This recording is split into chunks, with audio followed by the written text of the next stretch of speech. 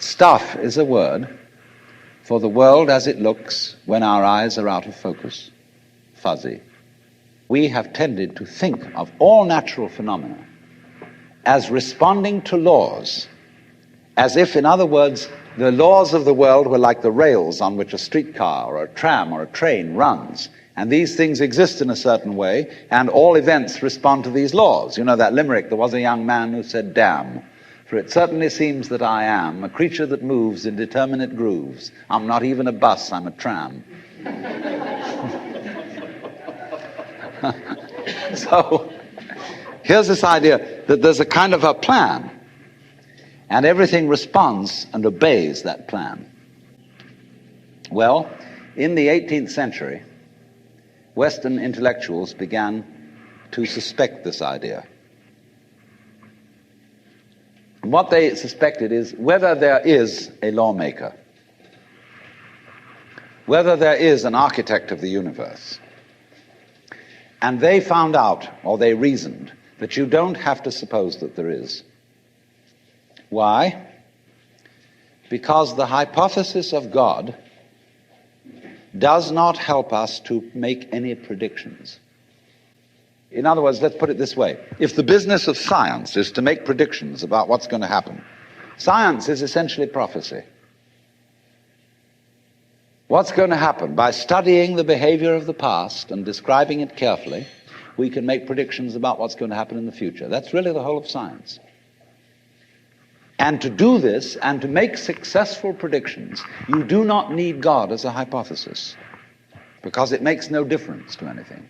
If you say everything is controlled by God, everything is governed by God, that doesn't make any difference to your prediction of what's going to happen. And so what they did was simply drop that hypothesis. But they kept the hypothesis of law. Because if you can predict, if you can study the past and describe how things have behaved, and you've got some regularities in the behavior of the universe, you call that law. Although it may not be law in the ordinary sense of the word, it's simply regularity. And so what they did was they got rid of the lawmaker and kept the law. And so they conceived the universe in terms of a mechanism. Something, in other words, that is functioning according to regular, clock-like mechanical principles. Newton's whole image of the world is based on billiards. The atoms are billiard balls, and they bang each other around. And so your behavior, every individual, therefore, is defined as a very, very complex arrangement of billiard balls, being banged around by everything else. And so behind the fully automatic model of the universe is the notion that reality itself is, to use the favorite term of 19th century scientists, blind energy. In, say, the metaphysics of Ernst Haeckel and T.H. Huxley, the world is basically nothing but blind, unintelligent force. And likewise, in parallel to this, in the philosophy of Freud, the basic psychological energy is libido, which is blind lust. And it is only a fluke. It is only as a result of pure chances that, resulting from the exuberance of this energy, there are people with values, with reason, with languages, with cultures, and with love. Just a fluke. Like, 1,000 monkeys typing 1,000 typewriters for 1,000,000 years will eventually type the Encyclopedia Britannica. And, of course, the moment they stop typing the Encyclopedia Britannica, they will relapse into nonsense. And so in order that that shall not happen, because you and I are flukes in this cosmos, and we like our way of life, we like being human, if we want to keep it, say these people, we've got to fight nature, because it'll turn us back into nonsense the moment we let it. And so we've got to impose our will upon this world as if we were something completely alien to it from outside. And so we get a culture based on the idea of the war between man and nature. And we talk about the conquest of space, the conquest of Everest.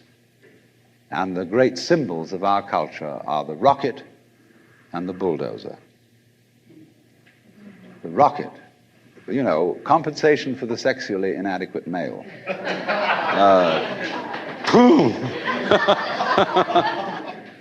So we're going to conquer space. You know, we're in space already, way out. If anybody cared to be sensitive and let what's outside space come to you, you can, if your eyes are clear enough. Aided by telescopes, aided by radio astronomy, aided by all the kind of sensitive instruments we can devise. We are as far out in space as we're ever going to get.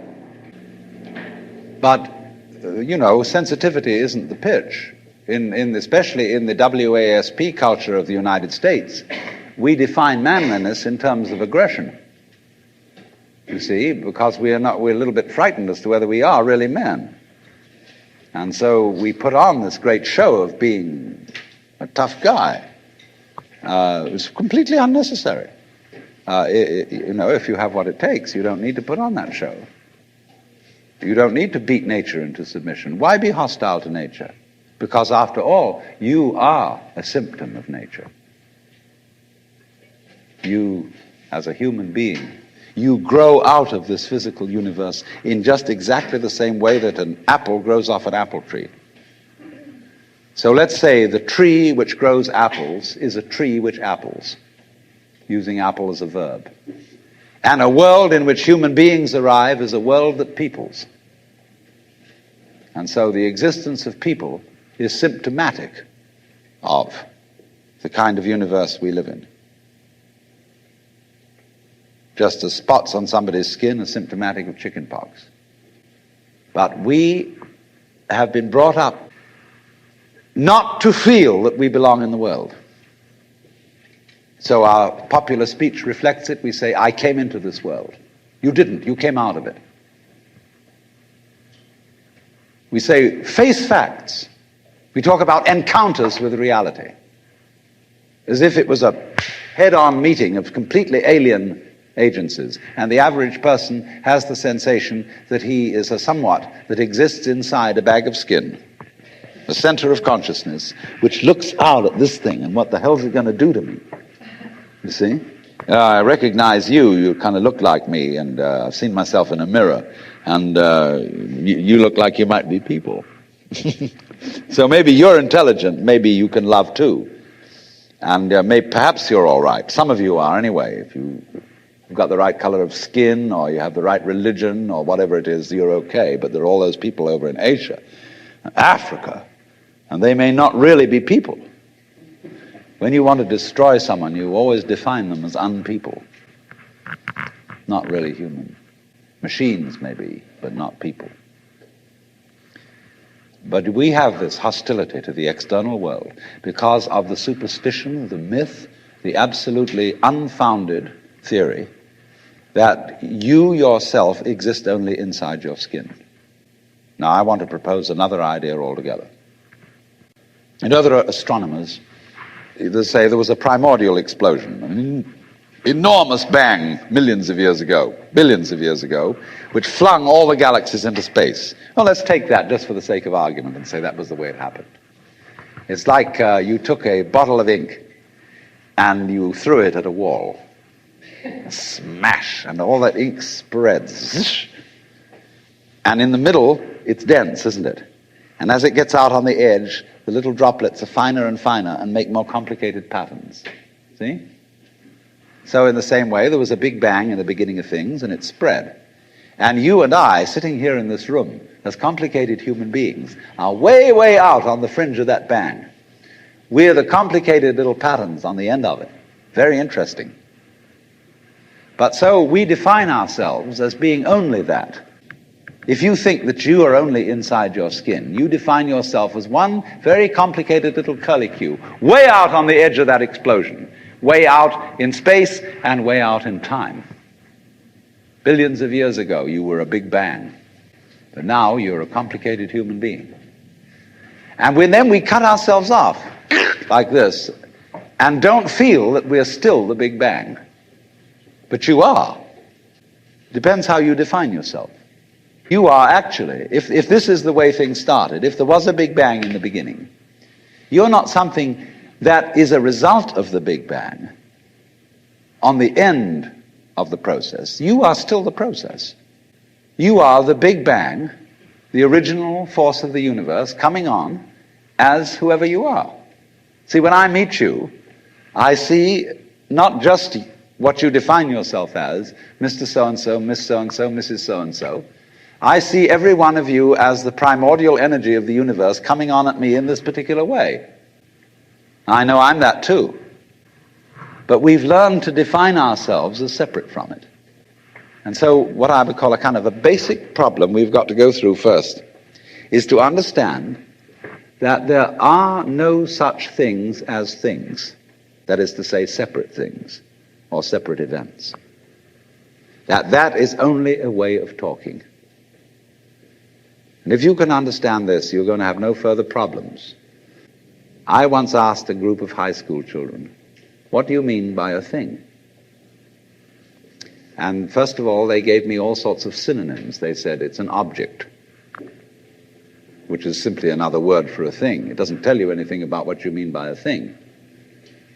And finally, a very smart girl from Italy who was in the group said a thing is a noun. And she was quite right. A noun isn't a part of nature, it's a part of speech. There are no nouns in the physical world. There are no separate things in the physical world either. See, the physical world is wiggly. But clouds, mountains, trees, people are all wiggly.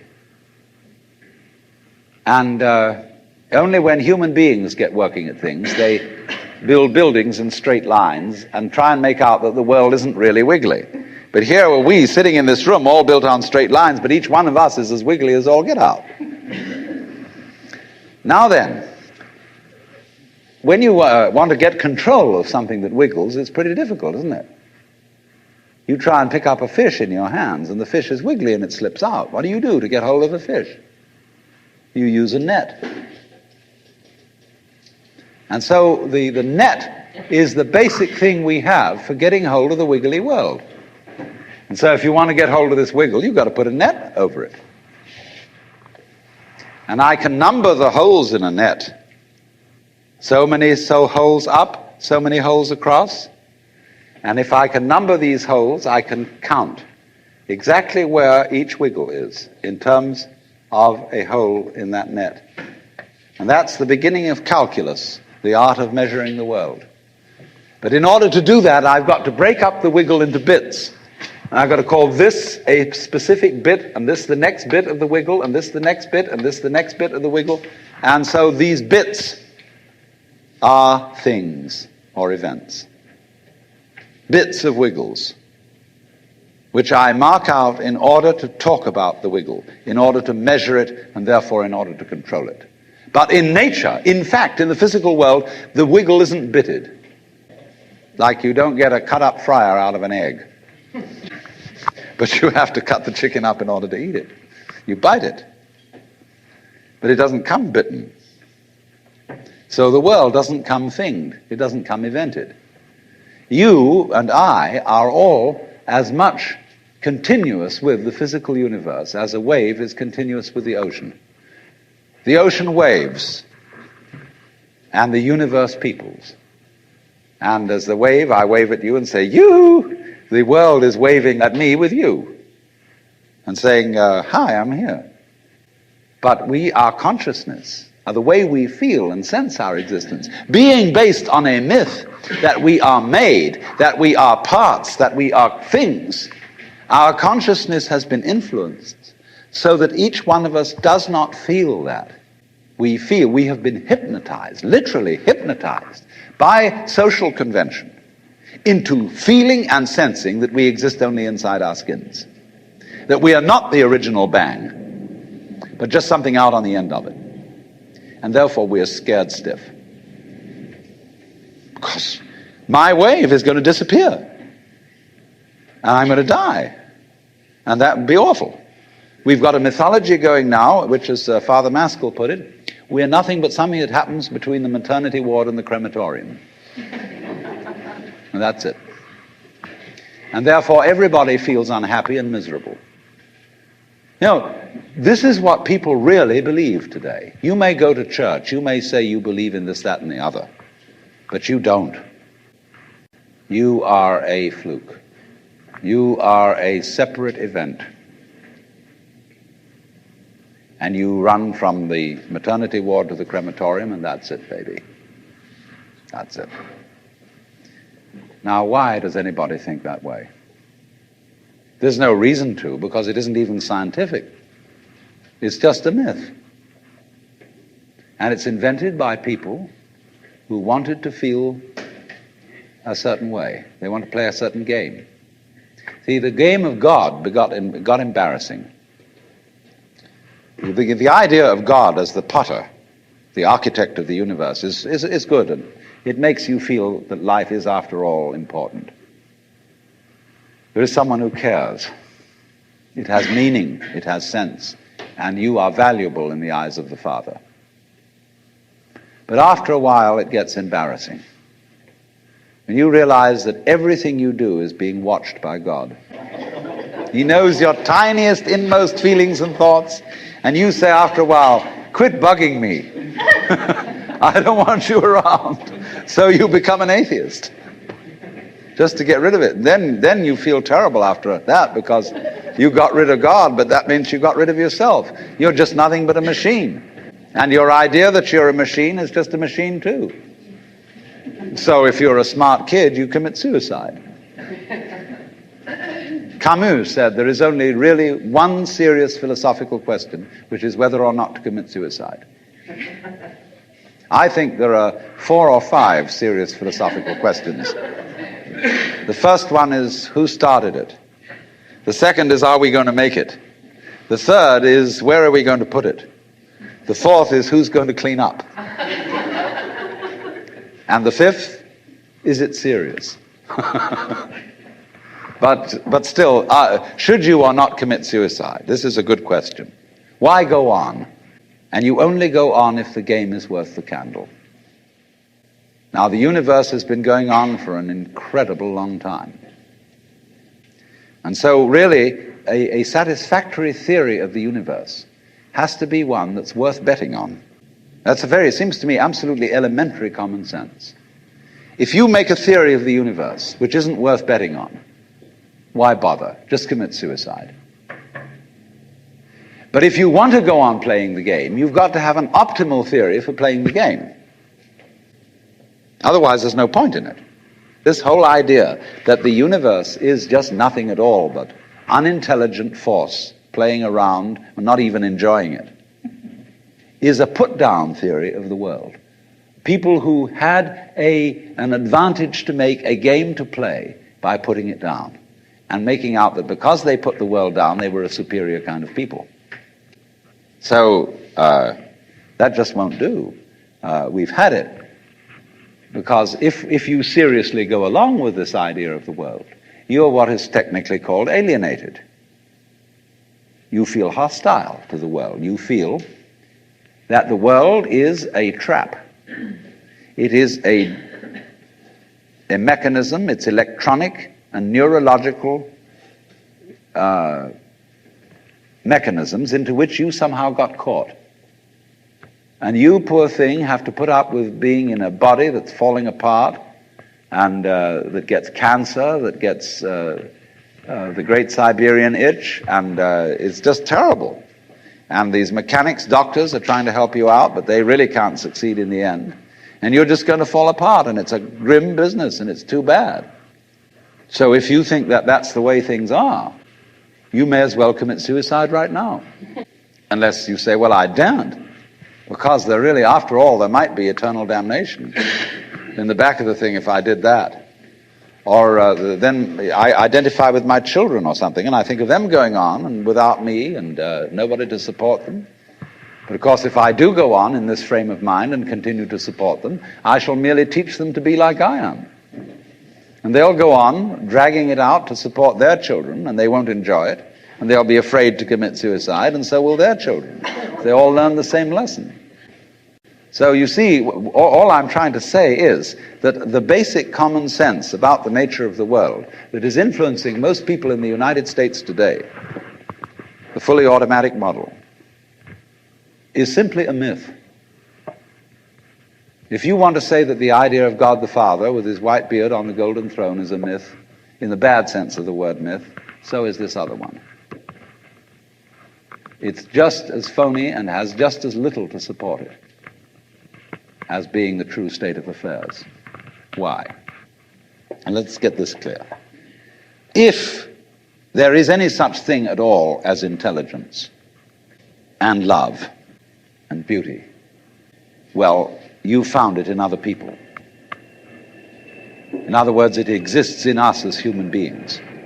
And as I said, if it is there in us, it is symptomatic of the scheme of things. We are as symptomatic of the scheme of things as the apples are symptomatic of the apple tree or the rose of the rose bush. The earth is not a big rock infested with living organisms, any more than your skeleton is bones infested with cells. The earth is geological, yes, but this geological entity grows people. And our existence on the earth is a symptom of the solar system and its balances, as much as the solar system in turn is a symptom of our galaxy. And our galaxy in its turn is a symptom of the whole company of galaxies. Goodness only knows what that's in. But you see, when as a scientist you describe the behavior of a living organism, you try to say what a person does. It's the only way in which you can describe what a person is. Describe what they do. Then you find out that in making this description, you cannot confine yourself to what happens inside the skin. In other words, you can't talk about a person walking unless you start describing the floor. Because when I walk, I don't just dangle my legs in empty space. I move in relationship to a room. And so in order to describe what I'm doing when I'm walking, I have to describe the room. I have to describe the territory. So in describing my talking at the moment, I can't describe this just as a thing in itself because I'm talking to you. And so what I'm doing at the moment is not completely described unless your being here is described also. So if that is necessary, if in other words, in order to describe my behavior, I have to describe your behavior and the behavior of the environment, it means that we've really got one system of behavior. That what I am involves what you are. I don't know who I am unless I know who you are. And you don't know who you are unless you know who I am. There was a wise rabbi once said, if I am I because you are you, and you are you because I am I, then I am not I and you are not you. In other words, we are not separate. We define each other. We're all backs and fronts to each other. You know, you can't, for example, have two sticks. You lean two sticks against each other and they stand up because they support each other. Take one away and the other falls.